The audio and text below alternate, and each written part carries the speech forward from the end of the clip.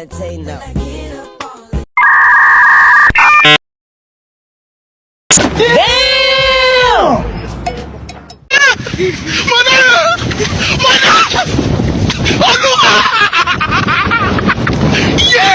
Are you ready, kids? Aye, aye, Captain! I can't hear you. Aye, aye, Captain! Oh! Assalamualaikum warahmatullahi wabarakatuh. Hai guys, saya Ani Jaring Lestari dari kelas RA 17 Manajemen dengan NIM 612 012 3224. Di sini saya akan menjelaskan materi awal sampai akhir MK Ilmu Pengantar Ekonomi. Materi pertama yaitu permintaan. Permintaan adalah sejumlah barang yang dibeli atau diminta pada suatu harga dan waktu tertentu. Hukum permintaan adalah salah satu konsep yang paling mendasar dalam ekonomi. Hukum permintaan menjelaskan tentang bagaimana ekonomi pasar mengalokasikan sumber daya dan menentukan harga barang dan jasa. Bunyi hukum permintaan. Semakin turun tingkat harga, maka semakin banyak jumlah barang yang tersedia diminta. Dan sebaliknya, semakin naik tingkat harga, semakin sedikit jumlah barang yang tersedia diminta. Kurva permintaan. Sebuah hukum permintaan akan suatu barang akan meningkat ketika harganya turun. Maka dari itu, kurva permintaan adalah penggambaran dari pernyataan yang dituangkan ke dalam gambar untuk mempermudah pemahamannya. Kurva permintaan ini memiliki gradien atau kemiringan atau slope negatif. Artinya, slope pada kurva ini menurun dari kiri atas ke kanan bawah, sehingga menunjukkan adanya hubungan harga permintaan yang berbanding terbalik. Kurva yang menurun dari kiri atas ke kanan bawah memperlihatkan kondisi naik turunnya suatu komoditas. Ciri kurva permintaan. 1. Kurvanya berbentuk garis lurus. 2. Pergerakan kurva permintaan dipengaruhi oleh jumlah permintaan barang atau jasa. 3. Harga barang dengan jumlah barang berbanding terbalik. 4. Kurvanya berslope negatif. 5. Bentuk fungsi kurva permintaan. Bentuk fungsi kurva permintaan adalah Q sama dengan A dikurangi BP. Q merupakan jumlah permintaan barang, A adalah konstanta, B merupakan kemiringan atau gradien, dan P adalah harga barang. Faktor-faktor permintaan. 1. Harga barang itu sendiri. 2. Harga barang lain yang terkait pada teori ekonomi menyatakan apabila harga barang pengganti dan barang pelengkapnya turun, maka permintaan terhadap barang tersebut akan semakin berkurang. 3. Tingkat pendapatan dan daya beli konsumen. 4. Selera masyarakat jika suatu produk sesuai dengan selera atau kebiasaan konsumen. 5. Jumlah penduduk. Semakin besar jumlah penduduk suatu daerah atau negara, maka semakin akan tinggi permintaan suatu barang dengan harga tertentu. Fungsi hukum permintaan bersama dengan hukum penawaran. Hukum permintaan membantu kita memahami mengapa segala sesuatu dihargai pada tingkat itu. Hukum permintaan juga digunakan dalam mengidentifikasi peluang untuk membeli produk aset atau sekuritas yang dianggap terlalu rendah atau menjual terlalu mahal. Materi yang kedua yaitu penawaran. Penawaran dalam ilmu ekonomi adalah banyaknya barang atau jasa yang tersedia dan dapat ditawarkan oleh produsen kepada konsumen pada setiap tingkat harga selama periode waktu tertentu. Penawaran bergantung pada potensi laba sehingga cenderung beraksi pada perubahan penerimaan dan perubahan bahan biaya produksi. Ada dua jenis penawaran, yaitu penawaran individu dan penawaran pasar atau kolektif. Yang pertama, penawaran individu adalah penawaran jumlah barang tertentu pada tingkat harga tertentu yang hanya dilakukan oleh seorang individu. Yang kedua, penawaran pasar atau kolektif adalah keseluruhan jumlah suatu barang yang ditawarkan oleh penjual di pasar. Hukum penawaran. Hukum penawaran adalah aturan utama dalam penawaran yang mempertimbangkan faktor-faktor yang mempengaruhi produsen saat menawarkan barang atau jasa kepada konsumen. Bunyi hukum penawaran adalah Jika harga naik, penawaran meningkat, sehingga jika harga turun, penawaran juga akan turun. Hukum penawaran berperan penting dalam roda perekonomian, karena penawaran adalah salah satu faktor utama penentu harga pasar. Kurva penawaran adalah suatu kurva yang menunjukkan hubungan antara harga suatu barang tertentu dengan jumlah barang tersebut. Kurva penawaran mempunyai kemiringan positif. Artinya, garis kurva ini dimulai dari kiri bawah ke kanan atas. Seperti halnya kurva permintaan, kurva penawar juga bisa bergerak dan bergeser. Kurva penawaran akan bergerak akibat perubahan harga barang itu sendiri. Pergeseran kurva penawaran. Sementara itu, jika berubah adalah faktor lain, misalnya teknologi, maka akan terjadi pergeseran kurva permintaan shifting. Bila teknologi meningkat, ditemukan teknologi baru yang semakin canggih yang memungkinkan produksi lebih banyak dari efisien. Kurva penawaran bergeser sejajar ke kanan. Jika teknologi menurun, kurva bergeser sejajar ke kiri. Fungsi-fungsi yang mempengaruhi penawaran adalah 1. Harga barang itu sendiri. Harga barang yang ditawarkan oleh produsen mempengaruhi jumlah barang yang ditawarkan. 2. Harga barang-barang lain. Harga barang-barang lain juga mempengaruhi penawaran. Jika harga barang-barang lain naik, maka produsen akan beralih ke produksi yang harganya lebih tinggi. 3. Biaya produksi. Biaya produksi juga mempengaruhi penawaran. Semakin tinggi biaya produksi, semakin sedikit barang yang ditawarkan oleh produsen. 4. Tujuan-tujuan perusahaan juga mempengaruhi penawaran. Jika tujuan perusahaan adalah untuk memaksimalkan keuntungan, maka produsen akan menawarkan lebih banyak barang pada harga yang lebih tinggi. 5. Tingkat teknologi yang digunakan. Tingkat teknologi yang digunakan juga mempengaruhi penawaran. Semakin maju teknologi yang digunakan, semakin banyak barang yang didapat produksi dengan biaya yang lebih rendah. Materi ketiga yaitu elastis permintaan. Elastis permintaan adalah konsep dalam ilmu ekonomi yang mengukur sejauh mana permintaan suatu produk atau layanan berubah sebagai respon terhadap perubahan dalam harga, pendapatan, atau faktor-faktor lain.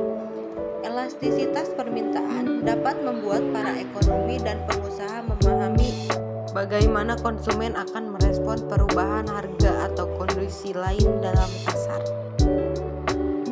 Faktor elastisitas permintaan. 1. Permintaan cenderung elastis jika barang tergolong barang mewah. 2. Semakin panjang periode waktu. 3. Mempunyai kemampuan subsidi yang lebih tinggi terhadap barang lain. 4. Ketersediaan barang yang terbatas di pasar. Jenis elastisitas permintaan. 1. Elastis barang atau jasa sangat respon terhadap perubahan harga. 2. Inelastis perubahan harga memiliki dampak lebih kecil dibandingkan dengan perubahan kuantitas barang atau jasa yang diminta. 3. Elastis uniter. Permintaan yang koefisien elastisitas permintaannya sama dengan 1. 4. Elastis sempurna. Permintaan yang koefisien elastisitas permintaannya tak terhingga. 5. Inelastis sempurna. Sebuah barang memiliki penawaran inelastis sempurna jika jumlahnya dipasok dengan harga berapapun. Elastis penawaran. Elastis penawaran adalah indikator untuk mengukur kepekaan perubahan kuantitas dan suplai barang. Pengaruh elastisitas. Singkatnya, elastisitas penawaran adalah pengukuran respon penawaran terhadap perubahan harga jika didasarkan pada teori ekonomi penawaran atau supply akan naik apabila harganya juga mengalami kenaikan. Begitupun sebaliknya, jika penawaran terhadap sebuah barang atau jasa berkurang, maka harganya akan turun juga. Jenis elastis penawaran. 1. Penawaran elastis sempurna. Sebuah barang memiliki penawaran inelastis sempurna jika jumlahnya dipasok dengan harga berapapun. Nilai dari elastisitas penawaran ini adalah 0, artinya tidak ada elastisitas sama sekali. Penawaran inelastis artinya Penawaran disebut inelastis apabila presentase pada perubahan penawaran produk atau barang yang lebih kecil dari presentase perubahan harga itu sendiri. 3. Penawaran uniter elastis. Jika perubahan kuantitas penawaran sebanding dengan harganya, maka barang tersebut diketahui memiliki nilai elastis 1. 4. Penawaran elastis. Jika perubahan penawaran relatif lebih banyak dibandingkan dengan harga, bisa diasumsikan bahwa produk tersebut memiliki nilai elastisitas lebih besar dari 1. 5. Penawaran elastis sempurna. Sebuah barang yang memiliki elastisitas tidak terhingga tergolong dalam perfectly elastic supply. Dalam kasus ini, nilai elastisitas penawaran adalah tidak terhingga. Jika sebuah produk memiliki penawaran elastis sempurna, maka umumnya pemasok akan rela menyuplai barang tersebut dengan harga lebih tinggi. Materi keempat yaitu teori produksi. Teori produksi merupakan teori pemilihan atas berbagai alternatif, terutamanya menyangkut keputusan yang diambil oleh seorang produsen dalam menentukan pilihan atas alternatif-alternatif yang ada. Produsen berusaha dalam memaksimalkan produksi yang dapat dicapainya dengan suatu kendala biaya tertentu agar dapat dihasilkan keuntungan yang maksimal. Produksi juga merupakan suatu kegiatan yang dikerjakan untuk menambah nilai guna suatu benda atau menciptakan benda baru sehingga lebih bermanfaat dalam memenuhi kebutuhan. Teori produksi dibagi menjadi dua, yaitu yang ke-1, teori produksi dengan satu faktor berubah. Teori produksi yang sederhana menggambarkan tentang hubungan di antara tingkat produksi suatu barang dengan jumlah tenaga kerja yang digunakan untuk menghasilkan berbagai tingkat produksi barang tersebut. Dalam analisis, faktor-faktor produksi lainnya adalah tetap jumlahnya, yaitu modal dan tanah jumlahnya dianggap tidak mengalami perubahan. Satu-satunya faktor produksi yang dapat diubah jumlahnya adalah tenaga kerja. 2. Teori produksi dengan dua faktor berubah. Analisis yang baru saja dibuat menggambarkan bagaimana tingkat produksi akan mengalami perubahan apabila dimisalkan satu faktor produksi, yaitu tenaga kerja, terus-menerus ditambah, tetapi faktor-faktor produksi lainnya dianggap tetap jumlahnya, yaitu tidak dapat diubah lagi. Dalam analisis, dimisalkan terdapat dua jenis faktor produksi yang dapat diubah jumlahnya. Kita misalkan yang dapat diubah adalah tenaga kerja dan modal. Misalkan pula bahwa kedua faktor produksi yang dapat berubah ini dapat dipertukar-tukarkan penggunaannya, yaitu tenaga kerja dapat menggantikan modal atau sebaliknya. Fungsi produksi. Fungsi produksi dapat diartikan juga sebagai suatu fungsi atau persamaan yang menunjukkan hubungan antara tingkat output dengan tingkat kombinasi penggunaan input-input. Secara matematis, fungsi produksi dapat dirumuskan sebagai berikut. Q sama dengan F KLRT. Q adalah output, sedangkan KLR dan T merupakan input. Q sama dengan quantity atau jumlah barang yang dihasilkan. F sama dengan fungsi atau simbol persamaan fungsional. K sama dengan kapital atau modal atau sarana yang digunakan. L sama dengan labor atau tenaga kerja. R sama dengan resource atau sumber daya alam. T sama dengan teknologi atau teknologi dan kewirausahaan. Jangka waktu 1. Jangka pendek, yaitu jangka waktu ketika input variabel dapat disesuaikan, namun input tetap tidak dapat disesuaikan. Produk total adalah jumlah total yang diproduksi selama periode waktu tertentu. Produk total akan berubah menurut banyak sedikitnya faktor variabel yang digunakan. Kurva produksi atau total physical production function adalah kurva yang menunjukkan hubungan produksi total dengan satu input variabel, sedangkan input-input lainnya dianggap tetap. 2. Jangka panjang atau long run merupakan satu waktu di mana seluruh input variabel maupun tetap yang digunakan perusahaan dapat diubah. Tahap-tahap produksi. Pada hakikatnya, the law of diminishing return menyatakan bahwa hubungan antara tingkat produksi dan jumlah input tenaga kerja yang digunakan dapat dibedakan menjadi 3 tahap, yaitu tahap pertama. Pada tahap pertama ini terjadi produksi total yang mengalami pertambahan yang semakin cepat. Tahap ini dimulai dari titik origin semakin ke satu titik pada kurva total produk, di mana AP produksi rata-rata maksimum dan pada titik AP sama dengan MP marginal produk. Pada tahap kedua ini terjadi produksi total yang mengalami pertambahan semakin lama semakin kecil. Tahap 2 ini dimulai dari titik AP maksimum sampai titik di mana MP sama dengan 0 atau TP maksimum. Tahap ketiga, pada tahap ini terjadi produksi tetap yang mengalami pertambahan semakin lama semakin menurun. Tahap 3 ini meliputi daerah di mana MP negatif. Produksi dengan satu verbal. Dalam teori produksi yang menggunakan satu variabel ini, terdapat sebuah hukum yang disebut the law diminishing of return yang dipopulerkan oleh David Ricardo, yang bunyinya, jika faktor produksi yakni tenaga kerja ditambah kuantitasnya, maka hasil produksi total akan mengalami kenaikan. Jika penambahan terus dilakukan, maka penambahan total produksinya akan mencapai titik maksimum dan produksi dengan satu variabel kemudian menurun hingga mencapai angka negatif. Produksi dengan lebih dari satu verbal. Dalam teori ini terdapat kombinasi antara dua faktor produksi untuk menghasilkan output yang sama. Kombinasi itu bisa antara tanah dan tenaga kerja dan modal, atau dengan teknologi. Yang paling mudah dikombinasikan adalah antara faktor produksi tenaga kerja dan modal. Dalam berproduksi, seorang produsen tentu saja dihadapkan pada bagaimana menggunakan faktor produksinya secara efisien untuk hasil yang maksimum.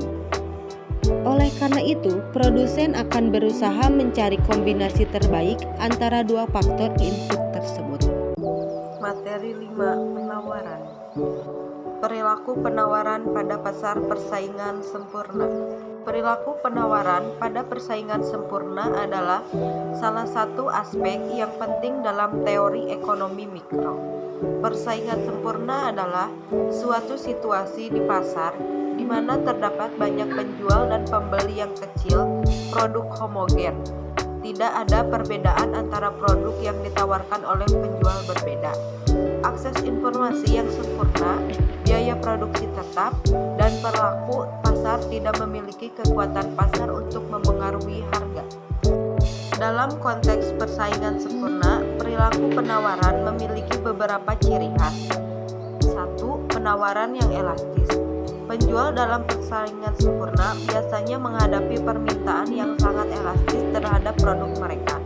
Ini berarti perubahan kecil dalam harga akan menyebabkan perubahan besar dalam jumlah barang yang dibeli. 2. Harga pasar sebagai penentu. Penjual dalam persaingan sempurna adalah price taker, yang berarti mereka harus menerima harga pasar sebagai harga yang berlaku untuk produk mereka. Mereka tidak memiliki kendali atas harga dan harus menjual barang mereka pada harga yang berlaku di pasar. Mobilitas faktor produksi. Faktor produksi seperti tenaga kerja dan modal adalah sangat mobil untuk penjual dalam persaingan sempurna. Mereka dapat dengan mudah beralih ke berbagai industri atau pasar lain yang menawarkan peluang yang lebih baik. 4. Keuntungan normal. Penjual dalam persaingan sempurna hanya akan mendapatkan keuntungan normal. Keuntungan ini untuk menutupi biaya produksi, tetapi tidak cukup untuk menghasilkan keuntungan ekonomi yang signifikan. Seiring waktu, jika ada keuntungan ekonomi yang muncul, penjual lain akan memasuki pasar dan persaingan akan mendorong harga kembali ke tingkat normal. Keuntungan maksimal, efisien, dan keadilan pada pasar kompetitif. Pasar kompetitif adalah jenis pasar di mana ada banyak penjual dan pembeli, dan tidak ada entitas tunggal yang dapat memengaruhi harga atau pasar secara signifikan. Di pasar ini ada beberapa keuntungan yang dapat diperoleh, yaitu keuntungan maksimal, efisien, dan keadilan. Keuntungan maksimal. Dalam pasar kompetitif, perusahaan cenderung menghasilkan keuntungan maksimal. Ini karena persaingan yang kuat mendorong perusahaan untuk meningkatkan efisien mereka, mengendalikan biaya, dan memaksimalkan kualitas produk atau layanan mereka. Karena tidak ada pemain yang dapat memonopoli pasar, konsumen dan perusahaan memperoleh manfaat dalam bentuk harga yang kompetitif dan pilihan yang lebih luas.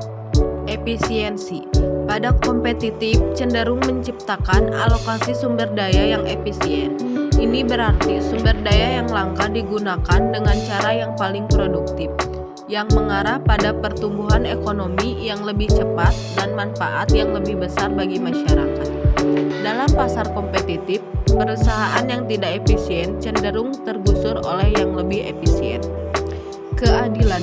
Pasar kompetitif dapat membantu menciptakan keadilan dalam distribusi sumber daya dan manfaat ekonomi.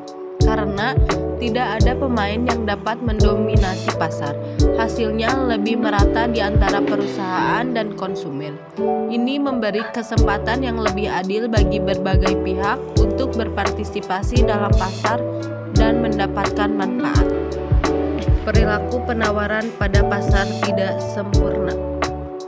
Pasar persaingan tidak sempurna adalah sebuah struktur pasar yang ada di dalam dunia perekonomian.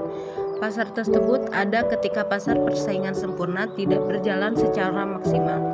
Apabila pasar persaingan sempurna menggambarkan kondisi di mana penjual dan pembeli hadir dalam jumlah yang besar, maka lain lagi dengan yang ada di dalam struktur pasar persaingan tidak sempurna, di mana jenis pasar yang satu ini antara penjual ataupun pedagang jumlahnya lebih sedikit dibandingkan dengan pembelinya.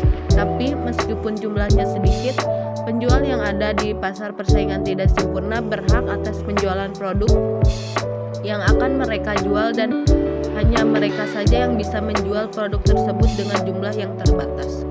Jenis pasar persaingan tidak sempurna yaitu pasar monopoli.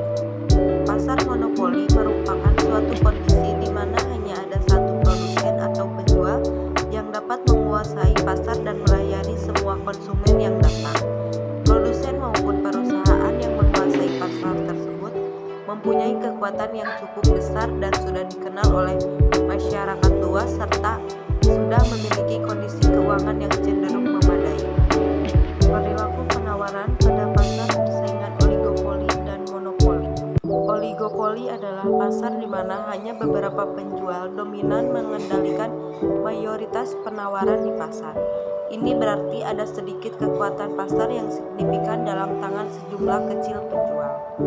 Penawaran dalam oligopoli cenderung kurang elastis daripada dalam persaingan sempurna. Monopoli adalah pasar di mana hanya ada satu penjual tunggal yang mengendalikan seluruh penawaran. Penjual tunggal ini disebut monopolis.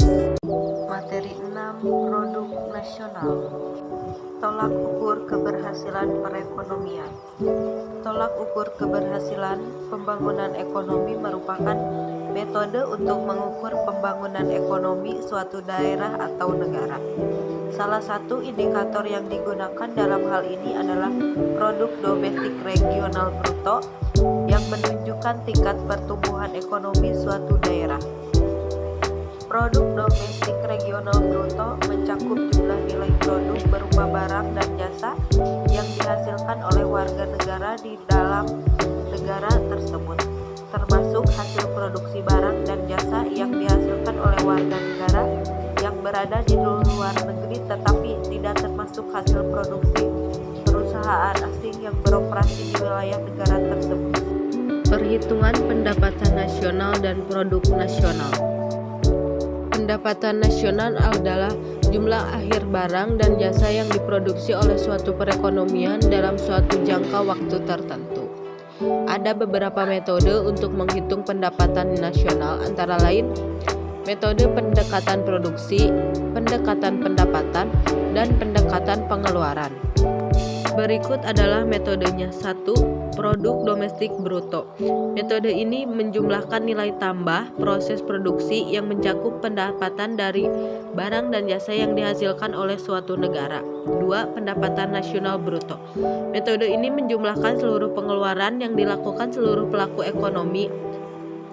3. Pendapatan nasional neto. Pendapatan nasional bersih adalah pendapatan nasional yang dihitung dengan pengurangan pajak tidak langsung dari pendapatan nasional. 4. Produk nasional bruto adalah nilai akhir barang dan jasa yang dihasilkan oleh warga negara dari suatu negara yang berada di luar negeri tetapi tidak termasuk hasil produksi perusahaan asing yang beroperasi di wilayah negara tersebut. 5. Pendapatan personal adalah pendapatan yang diterima secara individu namun belum dapat dibelanjakan karena masih harus. 6. Pendapatan disposable adalah pendapatan pribadi yang sudah siap dibelanjakan. Pendekatan yang digunakan dalam penghitungan pendapatan nasional. 1. Pendekatan pengeluaran. Pendekatan ini menghitung pendapatan nasional dengan melihat total pengeluaran yang dilakukan oleh konsumen, perusahaan, pemerintah, dan sektor luar negeri. 2. Pendekatan pendapatan. Pendekatan ini menghitung pendapatan nasional dengan melihat total pendapatan yang diterima oleh faktor produksi seperti upah, keuntungan. 3. Pendekatan produksi. Pendekatan ini menghitung pendapatan nasional dengan melihat total nilai tambah yang dihasilkan oleh semua sektor ekonomi dalam suatu negara. Konsep perhitungan pendapatan nasional. 1. Produk domestik bruto merupakan ukuran nilai total semua barang dan jasa yang dihasilkan dalam batas wilayah suatu negara dalam jangka waktu tertentu. 2. Pendapatan nasional. Pendapatan nasional mengukur total pendapatan yang diterima oleh faktor-faktor produksi dalam suatu negara. 3. Produk nasional bruto. 4. Pendapatan per kapita. Pendapatan per kapita mengukur rata-rata pendapatan yang diterima oleh setiap individu dalam suatu negara. 5. Indeks harga digunakan untuk mengukur tingkat inflasi atau perubahan harga dari waktu ke waktu. Materi 7. Inflasi.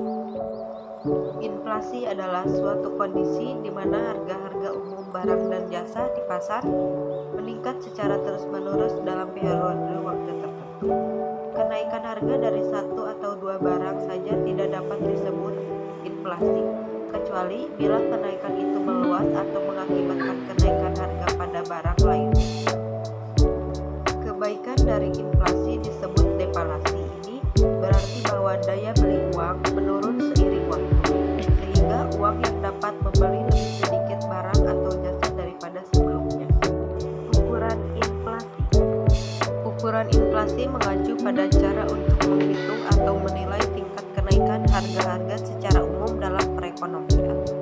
Beberapa ukuran yang sering digunakan untuk mengukur inflasi antara lain: 1. Indeks harga konsumen mengukur perubahan harga rata-rata dari sekelompok barang dan jasa yang biasa dibeli oleh rumah tangga konsumen. 2. Indeks harga produsen mengukur perubahan harga dari sudut pandang produsen untuk sekelompok barang modal dan bahan baku yang digunakan dalam proses produksi. 3. Indeks harga PDB mengukur rata-rata harga dari semua barang dan jasa yang diproduksi dalam suatu negara. 4. Inflasi inti mengukur perubahan harga tanpa mempertimbangkan komponen yang cenderung lebih fluktuatif seperti makanan dan energi. Jenis-jenis inflasi. 1. Inflasi ringan, yaitu inflasi yang mudah untuk dikendalikan dan belum begitu mengganggu perekonomian suatu negara. Terjadi kenaikan harga barang atau jasa secara umum yaitu di bawah 10% per tahun dan dapat dikendalikan. 2. Inflasi sedang, yaitu inflasi yang dapat menurunkan tingkat kesejahteraan masyarakat berpenghasilan tetap, namun belum membahayakan aktivitas perekonomian suatu negara. inflasi ini berada di kisaran 10% sampai 30% per tahun. 3. Inflasi tinggi, yaitu inflasi yang paling parah akibatnya harga-harga naik sampai 5 atau 6 kali. Masyarakat tidak lagi berkeinginan untuk menyimpan uang sebab nilai uang merosot dengan tajam sehingga ingin ditukarkan dengan uang sehingga perputaran uang semakin cepat dan harga naik secara akselerasi. 4. Inflasi sangat berat, yaitu inflasi yang telah mengacaukan perekonomian suatu negara dan sangat sulit untuk dikendalikan meskipun dilakukan kebijakan moneter dan fiskal. Inflasi ini berada di kisaran 10% ke atas per tahun. Dampak inflasi. Dampak negatif. 1. Pengurangan daya beli. 2. Ketidakpastian ekonomi. 3. Distribusi pendapatan yang tidak adil. 4. Kenaikan suku bunga. Dampak positif. 1. Stimulasi konsumsi dan produksi. 2. Mendorong investasi. 3. Mengurangi utang. Definisi pengangguran. Pengangguran didefinisikan sebagai suatu keadaan saat seseorang yang tergolong dalam kategori angkatan kerja tidak memiliki pekerjaan dan secara aktif tidak sedang mencari pekerjaan. Atau dengan kata lain, pengangguran merujuk pada orang yang tidak bekerja sama sekali. Ukuran tingkat pengangguran. 1. Tingkat pengangguran terbuka adalah persentase dari angkatan kerja yang secara aktif mencari pekerjaan tetapi belum berhasil mendapatkan pekerjaan. 2. Tingkat partisipasi tenaga kerja. Ini mengukur persentase dari populasi usia kerja yang termasuk dalam angkatan kerja baik yang bekerja maupun yang mencari pekerjaan aktif. 3. Tingkat pengangguran tersembunyi. Ini mengukur orang yang bekerja dalam pekerjaan yang kurang dari kapasitas penuh mereka atau yang mungkin tidak sesuai dengan keterampilan atau pendidikan mereka. 4. Tingkat pengangguran remaja atau muda. Tingkat pengangguran di antara populasi usia muda dapat diukur secara terpisah karena mereka seringkali memiliki tingkat pengangguran yang lebih tinggi dibandingkan dengan kelompok usia lainnya. 5. Tingkat pengangguran struktural siklis. Metode ini mencoba membedakan antara pengangguran yang disebabkan oleh masalah struktural dalam pasar tenaga kerja, misalnya ketidakcocokan keterampilan, dan pengangguran yang disebabkan oleh siklus ekonomi. Hubungan inflasi dengan pengangguran. Hubungan antara inflasi dan pengangguran dapat dipahami melalui beberapa teori ekonomi dan hubungannya yang kompleks antara keduanya. Dalam beberapa situasi, terdapat hubungan yang dijelaskan oleh Philip Ford yang menunjukkan adanya trade-off atau hubungan invers antara tingkat inflasi dan tingkat pengangguran. Materi 8. Faktor-faktor yang memungkinkan perekonomian berkembang dan bertumbuh. Sumber-sumber pertumbuhan ekonomi. 1. Investasi dalam infrastruktur, teknologi, dan manusia dapat meningkatkan produktivitas dan daya saing ekonomi. 2. Inovasi.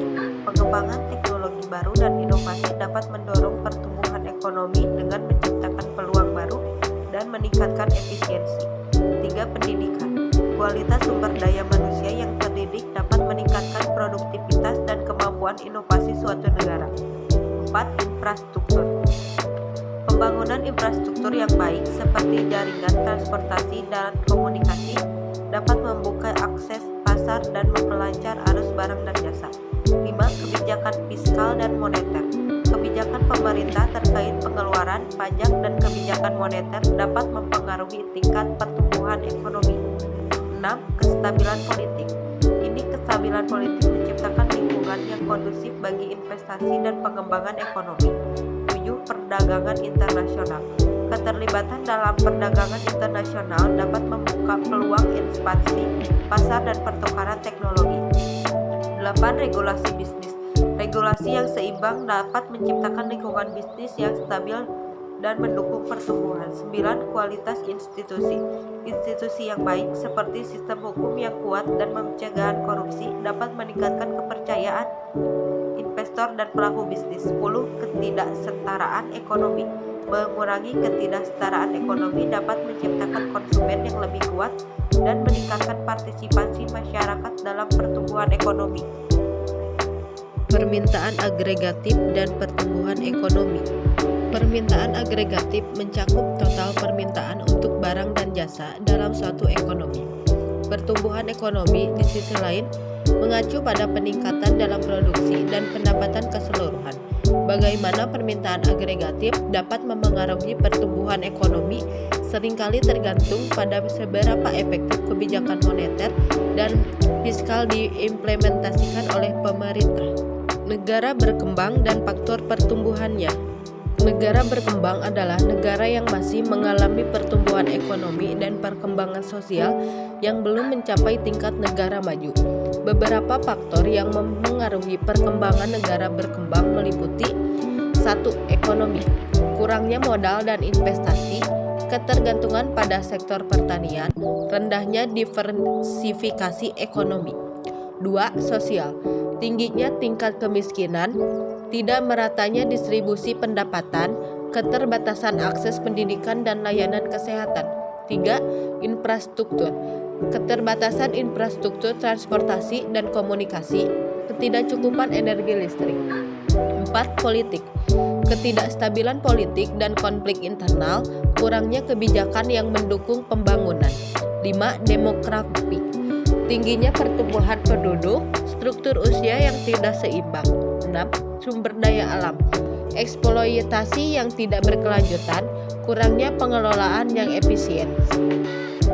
7. Globalisasi, ketergantungan pada ekspor beberapa produk, kerentan terhadap fluktuasi pasar global. Faktor penggerak pertumbuhan ekonomi dalam menanggulangi kemiskinan. Faktor penggerak pertumbuhan ekonomi yang dapat membantu mengatasi kemiskinan termasuk investasi dalam pendidikan, pengembangan infrastruktur, promosi sektor usaha kecil dan menengah, serta kebijakan yang mendukung penciptaan lapangan kerja. Selain itu, stabilitas politik dan kebijakan yang mendukung keberlanjutan ekonomi juga berperan penting dalam menanggulangi kemiskinan.